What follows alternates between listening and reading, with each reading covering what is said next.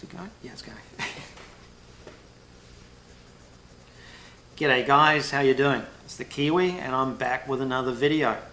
And as much as I'd hate to say I told you so, New Zealand, I'm basically going to have to tell you I told you so. The sad reality is 3 weeks ago I posted a video stating that within the next couple of months New Zealand will probably be put into another lockdown.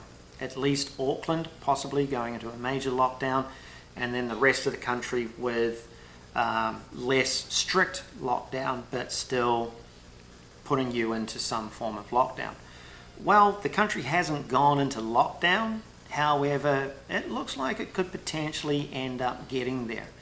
There's some very strict protocols or mandates or guidelines or whatever being rolled out around the country about mask wearing, social distancing and everything like that, etc., etc. And I'm still not ruling out Auckland, New Zealand going into a full-blown lockdown, to be quite honest. So how do I know about this stuff? Like, genuinely, how do I know about this stuff? Well, to really get our heads around this, we need to go back to 2019. When I first got to New Zealand in 2019, I couldn't get over how the New Zealand government was constantly moving. It was constantly bouncing around in regards to its policies and how it was dealing with things. And we were talking about this one day at lunch at work with a couple of co-workers, and I said, well, it's just about like they're getting real-time data or analytical data from social media, and the government's basing what it's doing on what it's getting back from all these different social media platforms. So I just rolled with that. I didn't really look into it too much more until I watched the Netflix documentary, The Great Hack.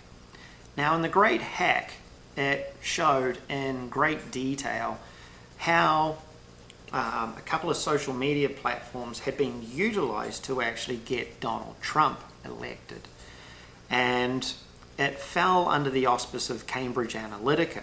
And what had happened was Cambridge Analytica utilized Facebook and a couple of other social media platforms to actually manipulate people's mindset and thinking in regards to one candidate opposed to another candidate, and then swung the states that were leaning more towards Hillary more to Donald Trump.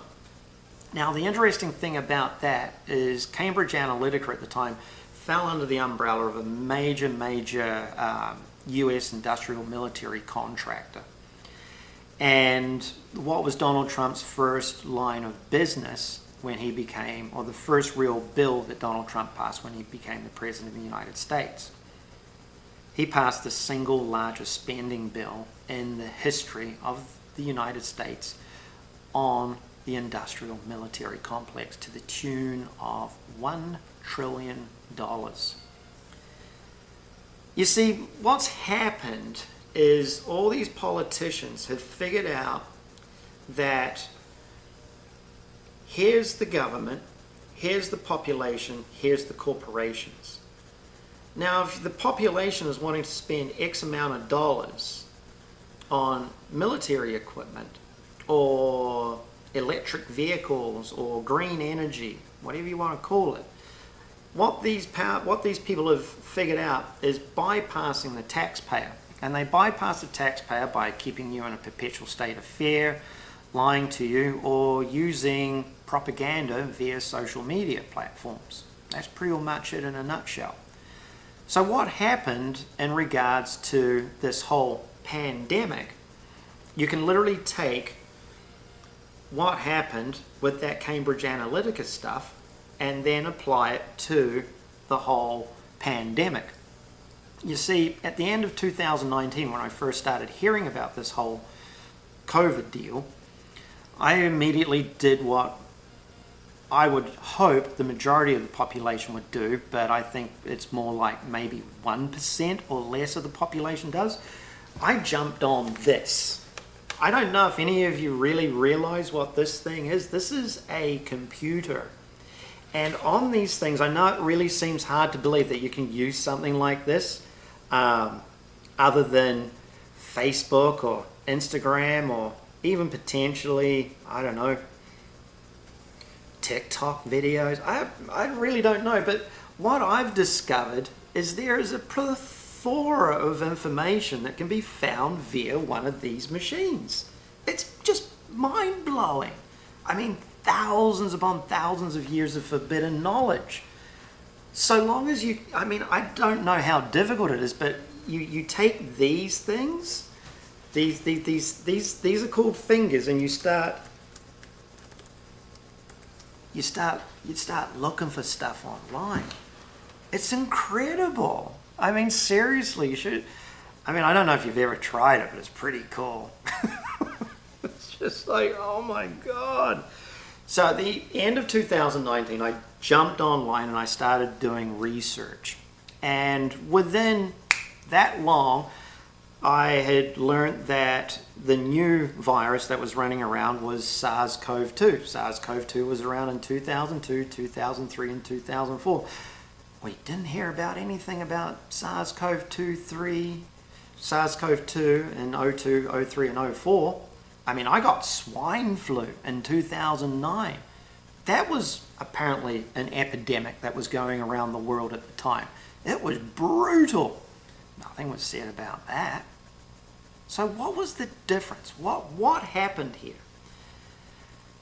You can all trace it back to one report, one research paper that came out of the Imperial School of London.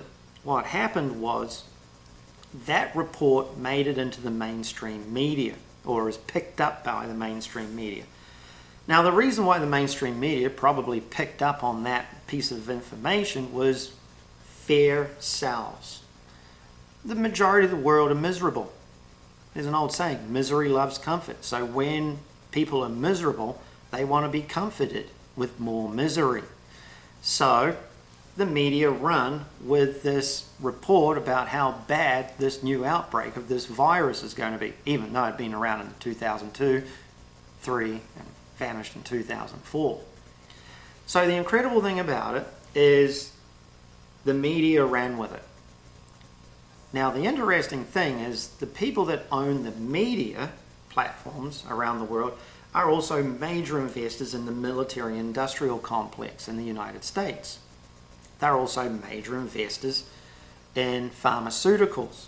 They're also major investors and own the oil distribution rights for around the world. On top of AI, tech, you name it. There's a small group of people, there's about 360 of them that pretty much have their fingers in everything. So what happens is those individuals run with that report and the whole world starts freaking out. Absolute freaking out. I had never seen a level of fear like it in my entire life. I was ridiculed on social media, absolutely lambasted on Facebook when I was putting posts up telling people it's like, it's not that bad. Read this report. Read, you don't know what you're talking about. And you know what's incredible? Is I got abused by so many people. It was unreal. Then, about a year later, those people that were abusing me were starting to pop up. This is ridiculous. This is BS. This is this. And I'm just sitting back like, you brought it upon yourselves, people. And you know why they brought it upon themselves? Because of their ignorance. Absolute, unadulterated ignorance. So what happened was all these social media platforms that people were freaking out on were downloading colossal amounts of artificial intelligence analytics. And governments and leaders of governments and members of parliaments and congressmen and everything are getting this real-time data. And they're looking at it and going, oh shit, we got a problem on our hands. If we don't shut this world down, we're going to be in trouble. We're going to have a hornet's nest on our hands.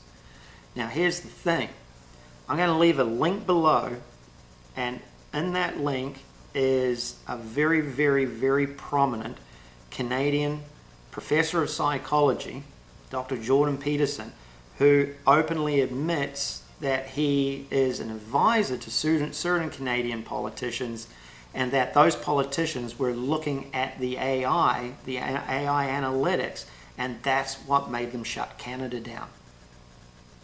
They were looking at this real-time data, and they knew if they didn't shut Canada down, they'd have a problem on their hands.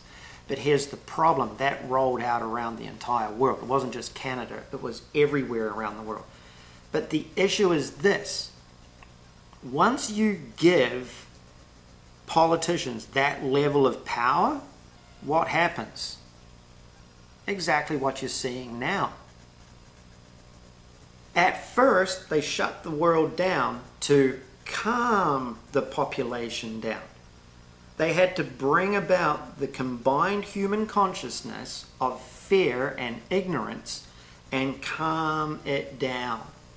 Now, like, if we don't calm these guys down, we're going to be in big trouble. We need to really, really do something about this. That's sincerely what it was. The global population had been pushed to a point where this was just too much for them to take, and they freaked the frickin' hell out. So the only thing that the governments could do was to shut everything down. So the government shut everything down. Then you've got these corporations, these heads of these corporations, just like Hillary Clinton said, you never let a good disaster pass you by. They're just like, ooh, just like the money that we made with Trump and our industrial military complex, we can make some coin out of this. And that's how it all started. Sincerely, that is literally what is going on. So you've got certain countries that aren't now backing off, depending on the level of socialist mindedness that they have.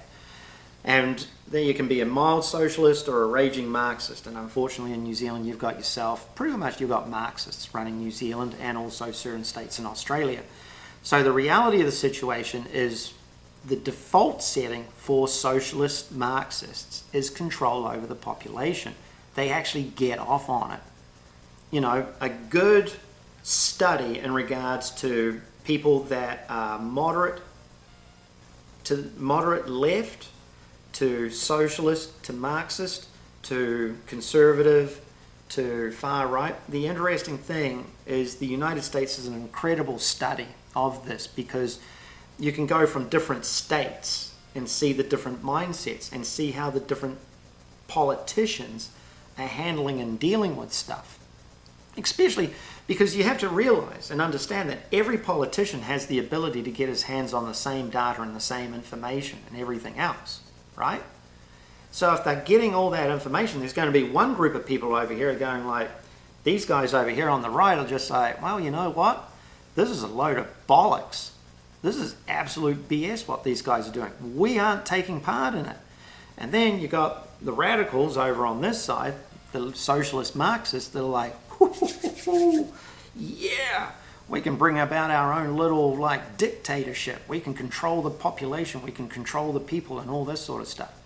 So that's what you're seeing right now, this whole pendulum swing. And it all comes about from people's ignorance on social media and the artificial intelligence analyzing the data from the ignorance and fear of the population and getting that AI information, that AI analytics, getting into the hands of the politicians. This is what I was saying. AI it always goes down a dark path every time. There is no ability of artificial intelligence to be able to differentiate between what's good and what's bad.